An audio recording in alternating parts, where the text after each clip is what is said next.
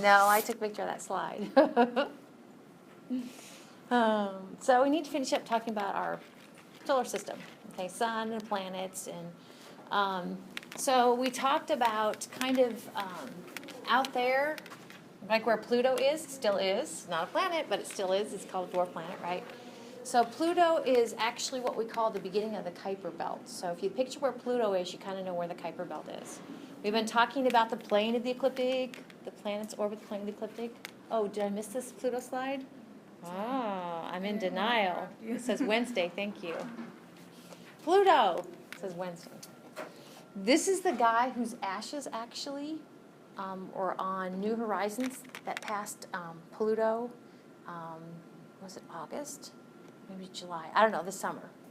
Okay, so he found Pluto in 1930, and he found it by basically looking at stars, and they were thinking there might be another planet out there, but they thought it was bigger than Pluto. So he looked at stars, and basically, if this is my set of stars, he saw something moving, okay? And it could have been an asteroid, because asteroids do that too, but it was bigger than an asteroid. And the other thing, or he used a blink comparator, and all a blink comparator is basically you have those set of stars, and then you get them the next night, and you get them the next night, and you get them the next night, and I mentioned you're going to see it kind of moving again, so that's kind of how blink comparator works. So in 2006, Pluto was downgraded. I think I kind of talked you through it, but one more time. Why was it downgraded from a planet to a dwarf planet? And it kind of basically because they started finding other things out there. So a grad student actually found, and it means strife, he found this object called Eris. Okay? So Eris is actually in the plane of the ecliptic a little bit past Pluto, and it's even larger than Pluto. So like, dude, I found the 10th planet. He's like, no, I didn't. Okay, because remember how the planets work? We got the terrestrial planets, and we got gas giants, and then you have Pluto? I don't think so. Okay, so Pluto's more like a comet. We're going to talk about comets. So Pluto basically begins what we call the Kuiper Belts. And Pluto actually has 5 known moons. It has Charon, Styx, Nix, Hydra, and Kerberos. Okay, and like I said, it's very much more, it's just like an icy, rocky object, and that's what comets are. And there's a lot of comets out in the Kuiper Belt, so it's in good company. It's beautiful, though. Pluto is beautiful. And like I mentioned, and I don't have any pictures here to show you, but if you Google New Horizons NASA, see all sorts of beautiful pictures that the spacecraft has sent by. Now, it was a flyby. So, okay, there we go. So, I mentioned comets. Actually, comets, we're going to talk more about comets here in the last few slides. Comets are rocky, icy things. And like I said, because if they're ice, they need to be actually kind of way out there where it's cold from the sun. And 2 good places for comets are in the Kuiper Belt and the Oort cloud. So the Kuiper Belt is actually kind of in the plane of the ecliptic, right here. Okay, this is kind of the Kuiper Belt, the plane of the ecliptic. And then the Oort cloud is right here. Oops, sorry. The Oort cloud is this kind of orb-looking thing. So it's thought each one of those dots would be like a comet, okay? And most comets don't I'm going to show you some pictures of comets that you might have seen on the news before. Most comets don't show anything. They're just like a rocky thing out there.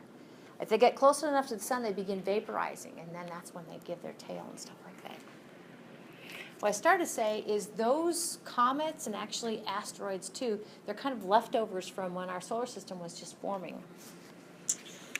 Okay, so our solar system, I don't know if when I talked you through in one slide basically how the sun turned on, the solar nebula basically formed the sun and the planets, that actually, the sun turned on about 4.6 billion years ago. 4.6 with a B, billion years ago. Okay, so the comets have been floating around ever since then. So now most comets are out there minding their own business. So you might be like, well, if they start to flare and such when they get close enough to the sun, why do they move from the Kuiper Belt or the Oort cloud inward towards the sun? And it can be a couple of different things. One is basically Jupiter kind of gives it a nudge, and it kind of changes its trajectory. They are all gravitationally associated with the sun. Even a star, a nearby star, can actually kind of make a comet come inward. But when they come inward, okay, close enough to the sun, they begin, and this is a photograph. I have kind of I think I have 3 photographs of different comets. When they get close enough to the sun, they do this. They can actually go around the sun about 100 times before they basically, it's like when you have a hard candy and you suck on it and the hard candy goes to nothing. They can go about 100 times before they go to nothing too, because they're losing their stuff. Kind of within a comet, we have that little nugget is actually called, have a nucleus of an atom. We have the nucleus of a comet. The nucleus actually is what hasn't vaporized yet. Okay, that's the nucleus. We have a coma, which is kind of that circle. A lot of times, all you'll do for a comet is basically kind of see a coma part. If you're lucky, though, you'll actually see a coma and a tail. There are actually 2 tails. Okay. So that's a comet. So comets, to me, comets look very similar to, and I know I shouldn't even say this, but have you seen when the jets go across the sky and they leave there? But the thing is that jet takes, maybe a couple of minutes to go across the sky. And it's called a contrail, condensation trail, what the jet leaves. And then the trail's gone. The thing about a comet is, like if we look in one evening, it might be here. We look the next evening, it might be here. The next evening, it might be here. The next evening, it might be here. Against the background stars, it'll move. So... all right, that's one comet. Here's another comet. Kind of a little more of a coma, kind of spread out and evolving into a tail. Actually, I don't know if you can see, this is a good example. There are 2 tails. There's the blue tail. That's actually what we call the plasma tail. And then kind of this arching tail is the dust tail. It has 2 tails. Speaking of tails, one of the things about the comet tail is it's not like a kite. If you run with a kite, the tail always goes behind you, okay? The thing about a comet tail is it's always directed away from the sun. Because one of the things, we talked about the sun, it has an assortment of features, but one of the things the sun has is solar wind, I probably mentioned. Basically, that sun is blowing in all directions, and that's what makes the tail go. So it's always directed away from the sun. There's Comet Ison. You can actually kind of see the blue and the white, kind of the pair of tails. Not much of a coma. The coma's kind of smeared into the tail again. Oh, goodness. Comet McNaught. That's all about a coma, right? Okay, so, whether it has a coma, all coma, a little tail, not much coma, a lot of tail, it just kind of depends on its composition and kind of how it's going around the sun. And our perspective to see it. Comet Lovejoy. Actually, there's been more than one Comet Lovejoy. These objects, okay, when they flare in the sky and we see them, actually are named by the person who finds them. Okay? There's different ways of naming objects. This is named after who finds them. All right, so comets. Then the last thing I want to talk about is kind of fun. Okay, I want to kind of gear up and end with meteor showers. So if somebody says, there's a good meteor shower tonight, you're like, oh, okay.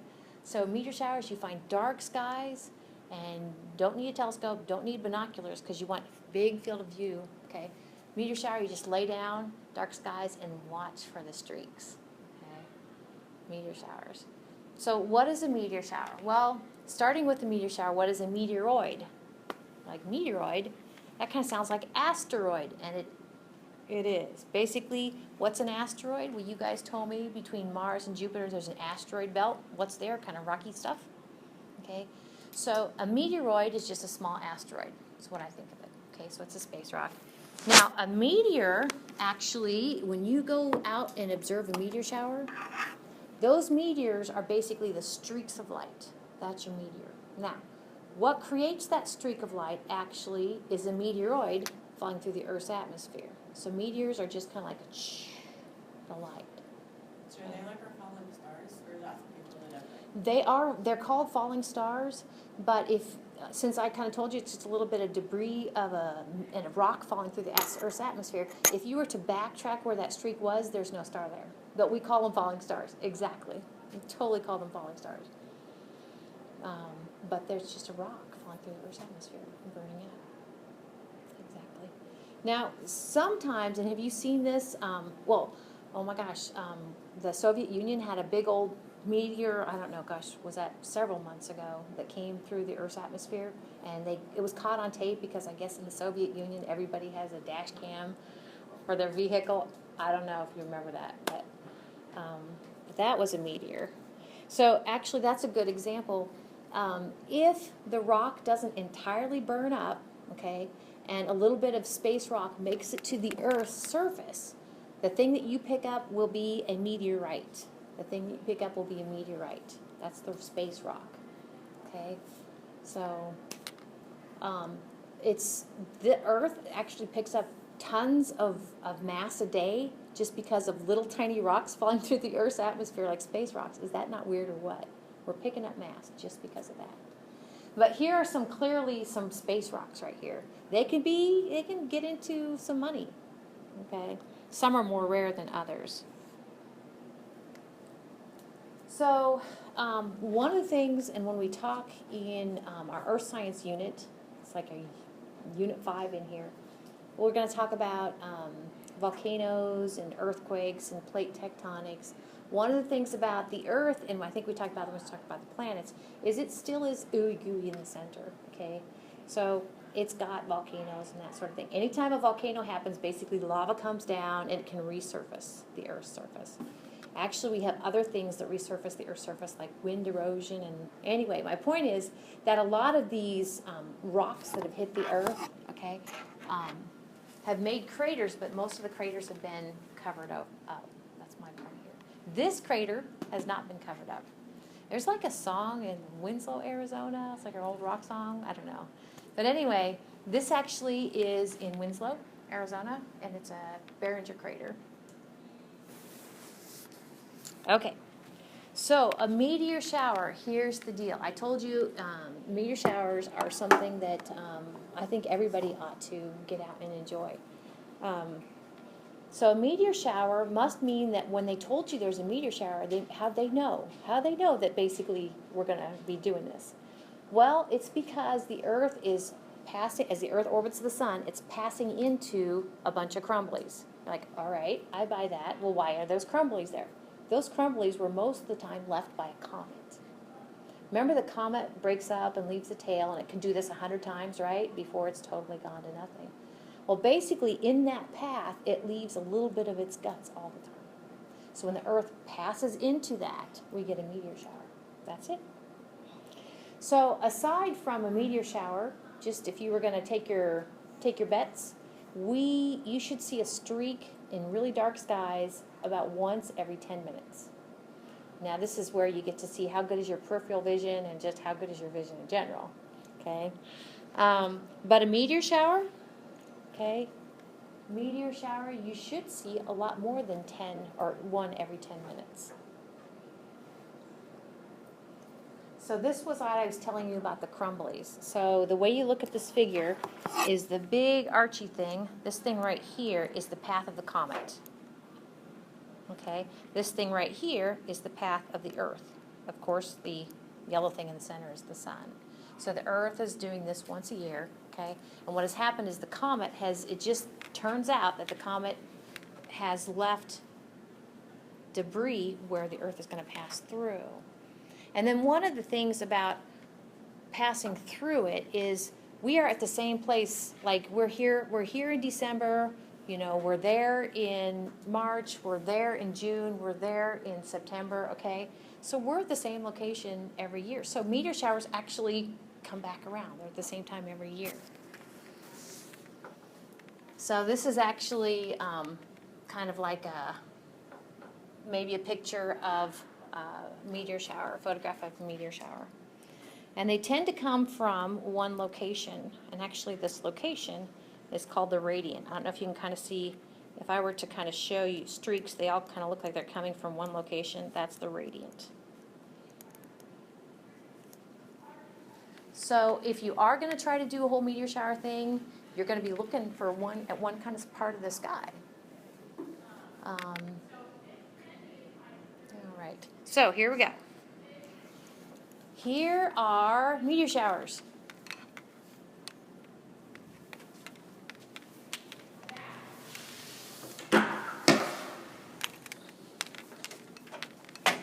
Let's see. We still have are you familiar with the constellation Taurus? Have you heard of Taurus, the bull constellation? Okay, Taurus, the bull constellation. It's kind of a fall constellation. It almost kind of looks like a bull, like the face of the bull. The set of stars that make his face. But the constellation Taurus, okay, in the constellation Taurus, there is going to be a radiant. Actually, kind of a pair of radiants. Okay, and these are the days that they're going to happen. Notice that it doesn't say Taurus, but it's called Taurids. Okay, so have you heard of the constellation Orion? Okay, we're just kind of finishing up a meteor shower that if you find the constellation Orion, that's actually kind of where to look for the Orionids. Okay, constellation Perseids. Draco the dragon is really kind of hard to find. Aquarius, Lyra. The constellation Leo the lion. All right, let me go ahead and make a note here. The constellation the Geminids. Oh my gosh. So one of the things about a meteor shower is if you look on the internet, they will tell you like how many an hour you should see. And the hourly rate is like, it's a lot anyway for the Geminids. So that's a great meteor shower, and the Perseids in August is a great meteor shower. That's assuming there is no moon. When I say no moon, we're going to talk about the whole moon thing. But have you guys seen how bright a full moon can be? Oh my gosh. So just picture the bright full moon and picture you trying to see these little streaks of light. So the full moon, the opposite of a full moon is the new moon, when you can't see the moon at all. Okay, and that's what you want. You want no moon, i.e. new moon. That's actually one of the next topics. Okay, that's meteor showers. Okay, on to the next part 3.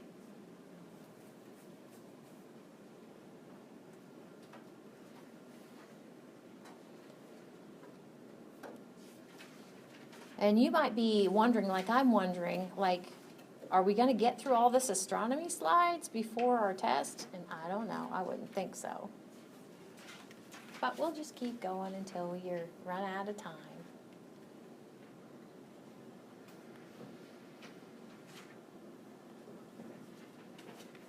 I noticed this morning that I had the Earth's moon and eclipses, and on this slide right here, I had forgotten the make it possessive. So I forgot my apostrophe. Good thing I don't teach English.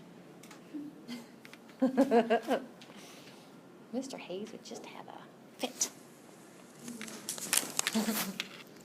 So this is kind of fun because we're going to talk about the Earth's moon. Now, does Venus have a moon? No, Venus doesn't have a moon. Does Mercury have a moon? No. Does Mars have a moon? It has 2 potatoes for moons. Okay, so Mercury, Venus, and Mars are basically do not have the moon that we have. Okay, so that's one of the things. So how did we get our moon? Actually, when scientists explain things, they need to say, why does the Earth, among the terrestrial planets, why is the Earth has this awesome moon? It's very anomalous. Okay. Well, it's thought that the most likely theory out there is that early on the moon was struck by an object. I think I might have mentioned this before. The moon was struck by an object about the size of Mars. And so I have kind of a series of figures here. The big one, that's the Earth.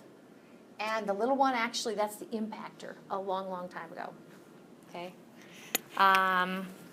Then what happened was basically part of the Earth kind of flaked off. This actually blob right here, this is part of the Earth flaking off. One of the things they know about the moon is we have visited the moon. I know there's conspiracy theories out there that says we have not visited the moon. It's interesting to look at, but when we went to the moon, we actually gathered rocks from the moon, and those rocks from the moon are very similar to the kind of the crust on the Earth. So this makes sense, okay? So that little blob that's flung off, actually, it's kind of flung off here. That little blob is actually going to go ahead and snowball into an object called the moon, okay? So gravity's going to kind of make it around. And so that arrow shows us the moon. So that's kind of, it's called impact ejection, okay? It's probably how we got our moon. So I told you 4.6 billion years ago. Remember, that's like how old comets are, 4.6 billion years ago. That's basically how old our whole solar system is, 4.6 billion years old. So this probably happened after that, obviously, maybe 4 to 3.8 billion years ago. Actually, when we talk about other features of the moon, that period, this period right here in our solar system, the sun was turned on, the planets are pretty much what they are, but we had all sorts of, this was not a good time to be in our solar system. If you watch documentaries about this, you'll see it had all sorts of like miscellaneous stuff in the solar system. It had lots of bombardment. Speaking of bombardment, we're going to look at big craters on the moon here in a minute. These are actually surface pictures of the moon. The famous picture of the foot. When we had a NASA scientist come and Dr. Green came and spoke a few weeks ago, one of the things about colonizing the moon, not just Americans going to the moon and colonizing it, but other countries also going to the moon and putting people there, is we have to preserve things like this. There's no wind on the moon, okay? So that footprint, like in, was it 60s, mid-60s, it's still there. I tell students that actually on the moon, if you were to step on the moon, it's kind of similar to if you have ever used like charcoal briquettes in your barbecue, okay, and the ash after it's cooled down, you have to do something with ash. That gray ash is kind of like that light puffy gray ash is kind of like what covers the moon, many meters thick, okay. So that's his footprint. Where was I? So the thing about what creates that ash actually was it getting pockmarked or pocked by little meteorite strikes we were talking about. So here's a close-up of the moon. So I kind of wanted you to get a sense for, this is a really pretty picture, isn't it? Does this look like an impactor right there? Okay. Now, sometimes, and by the way, the moon isn't really getting struck anymore, like this anyway. They're not making new craters on the moon. Each one of these craters has a name, and that's on my list of things to do is to be able to look at the moon like, oh, well, that's blah, blah, blah. I'm like, oh, my gosh. So, but you kind of see this kind of spiraling out, not spiraling out, but that actually is called the ejecta blanket.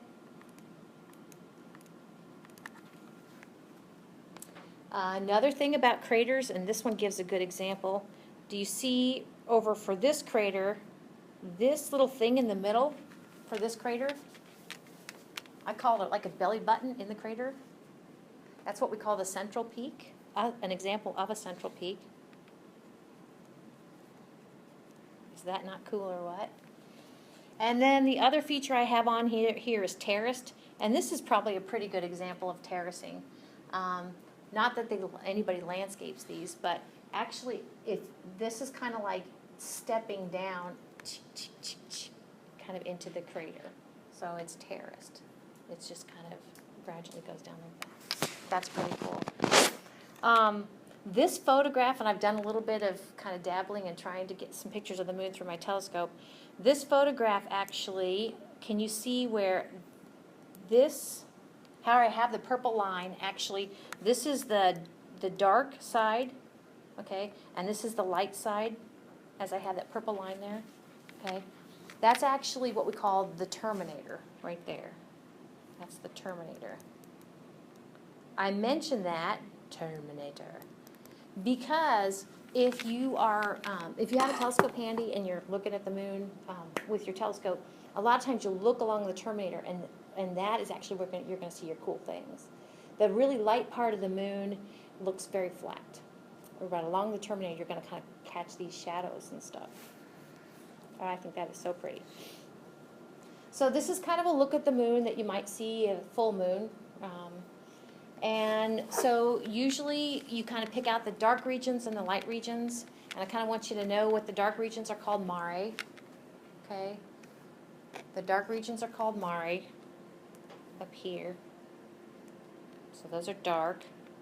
And the dark regions are the ones, if anybody ever says, did you see the man in the moon? They're talking about those mare. Do you see? Let's see if we can find them. I don't know if I always see the man in the moon. I don't know. Depending upon how they took their picture. But the man on the moon has like eyes and a mouth. I don't know, I'm not seeing it. But they're talking about the mare. The light are the highlands. The light regions are the highlands. Okay, so I kind of want you to know that. All right. And we can't see these with the naked eye, but if and actually through my telescope, I've never seen any of these. It's pronounced rills. Up here is a rill. A real, R-I-L-L-E. And actually Mercury, the planet Mercury, has these too. A rill is basically kind of like you're walking along and there's like it's like a cliff. Okay, so, and actually the rills were formed as it cooled, just like Mercury's rills were formed as it cooled too. All right, still on the moon. On the moon. So here, we're going to make this not the sun, but we're going to make this the earth. And I'm basically going to do what that gal does in that figure up there. Okay, so this is the earth. And just for kicks, let's make that pencil sharpener the sun. Okay, so pencil sharpener is the sun. This is the earth, and I'm going to be the moon. Right? So the thing about the moon, we know that the moon, maybe because the moon actually goes around the earth. Okay, and it goes in the same direction as the Earth goes around the sun, which we said was counterclockwise, right? So I am the moon, I am orbiting the Earth, counterclockwise. Okay, it takes 1 month, about 28 days to do this one time, right? All the meantime, the Earth is still orbiting the sun. That's the pencil sharpener, right? And the moon is doing this, right? So here's the deal, though. The moon not only orbits the Earth, but the moon also spins on its axis, just like the Earth spins on its own axis, okay? And it's got this really cool relationship between its spin, or its rotation, and its orbit. This is the moon, okay? They are what we say in sync. So if I'm the moon and if I didn't spin, okay, here's what I would look like. Let's see, how would I go quick? Here's what I look like. If I didn't spin, I would kind of go like this, okay, if I did not spin. I just was like, oh, that's how I am. I'm facing that way, and I'm going to orbit the moon. Or sorry, you know what I mean. I'm not going to spin. I'm going to orbit the Earth. Okay, but I do spin. Specifically, I complete one spin as I orbit one time. So here we go. So I'm like here. Okay, quarter of the way. I'm here. By the way, if it takes a month for the moon to go around the Earth once, let's see, a month would be like 4 weeks. All right, so let's just go ahead and take that and divide it into 4s. So basically each week I'm a quarter way around. Okay, so I'm going to go 1 week, okay, and I'm going to spin like this. Okay, that's 1 week. I'm going to go another week, and I'm spinning on my axis. And then I'm going to go another week. Oops, sorry. Okay. And then I'm going to go another week. That's my 4 weeks. And I know it's a subtle thing, but I have really completed one rotation as I've done that, kind of like she's showing up there. It's called synchronous rotation. And it has cool consequences. So kind of from left to right, the left one is kind of what we saw a minute ago. We see the mare, the beautiful mare, the highlands. We could try to see if we could see the face of the man on the moon. But the other one is the backside. This actually is what the backside of our moon looks like. This is the backside. Now, as I kind of was the moon, okay, the back side actually is my back, literally. The front, okay, if you were on the earth, you would see my face this whole time. If you are on the earth, you wouldn't see my backside. And that's exactly what happens with our moon. We have what we call a near side. That's the side you always see. And then we have a far side. And that's the far side. Does the far side look like it's been taking some punches? Like it looks all pocked up? It totally does, I think. Yep. And it would be such a rush to be NASA. And first they sent up, I'm thinking unmanned missions actually could see the far side. Okay, but what a rush to see that for the first time. Like, oh my gosh. Very good.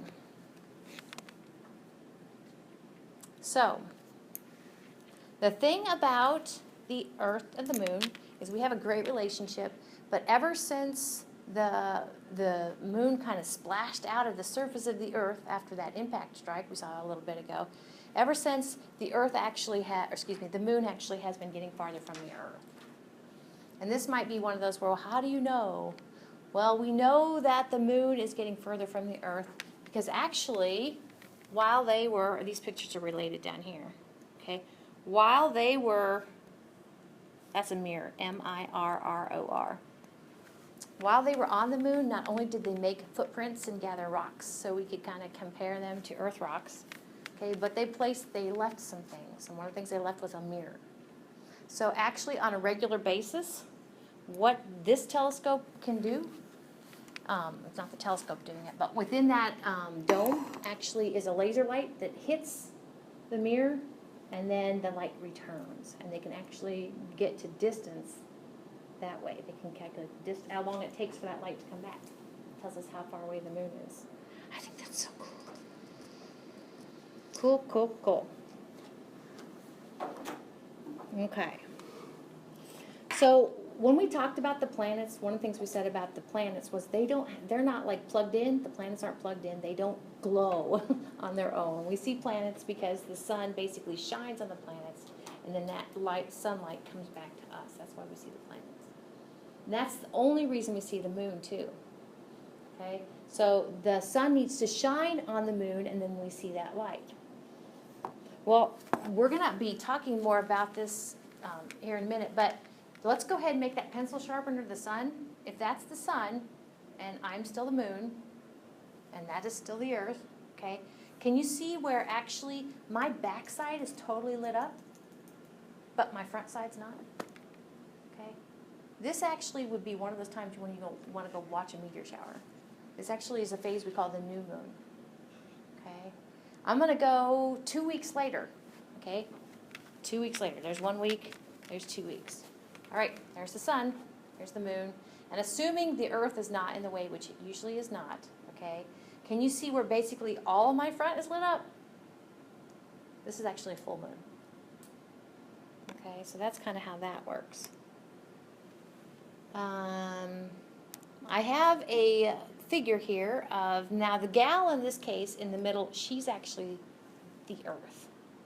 And I don't know how she does it. It's like an octopus, but she's swinging the moon around her. Okay. And fortunately, they don't have a pencil sharpener, but they do go ahead and say the direction of the sun is over here. Okay, for this figure. So here we have the sun.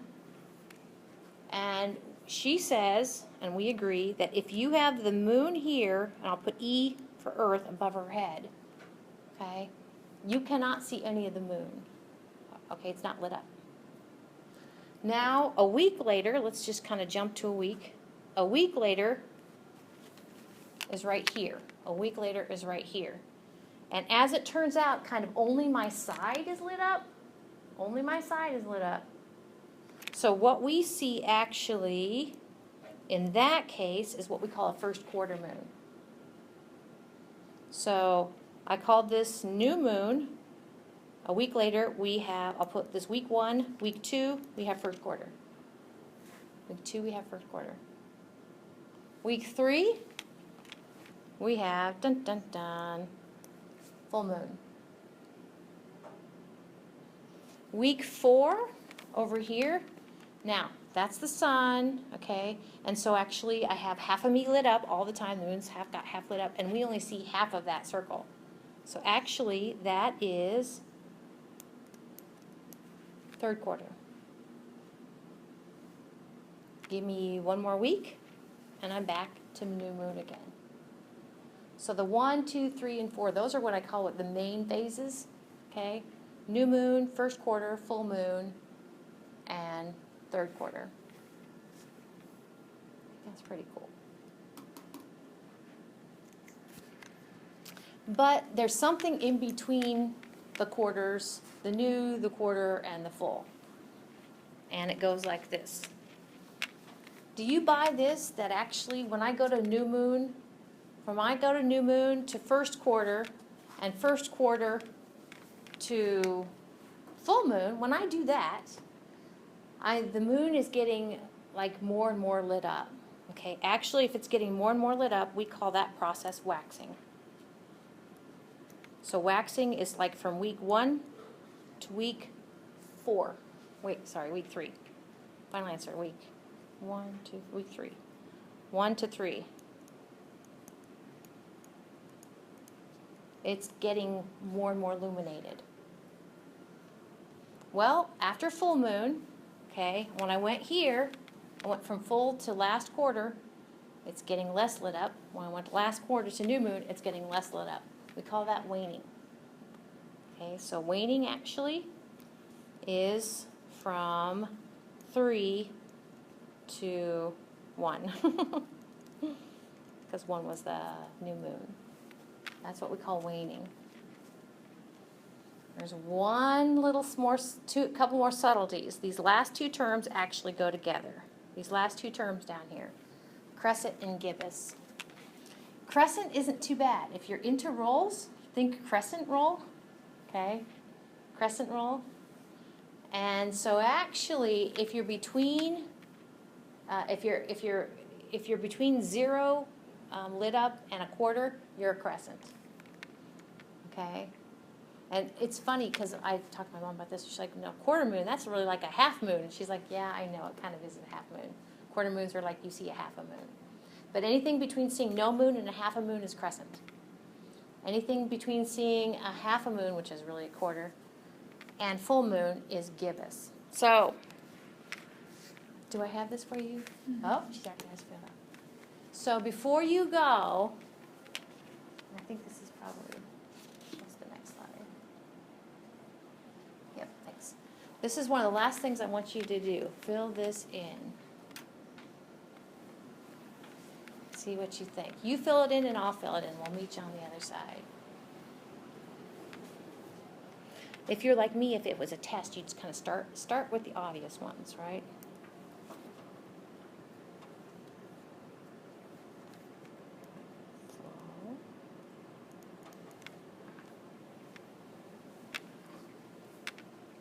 And then I'm going to find my quarters.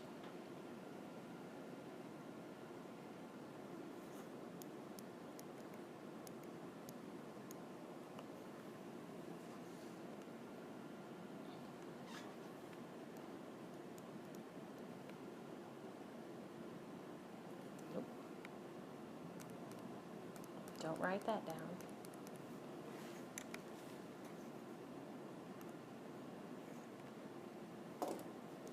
This should be 1st quarter. Did you guys get that? And this will be 3rd quarter.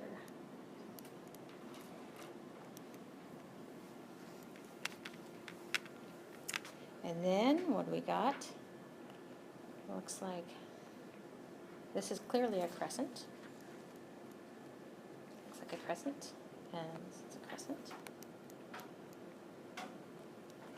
And to me, these look like gibbuses.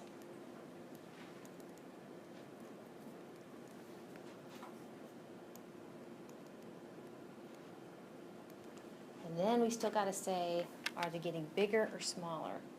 Well, if this is time goes this way, okay, I can see where the first one looks like it's a waxing crescent.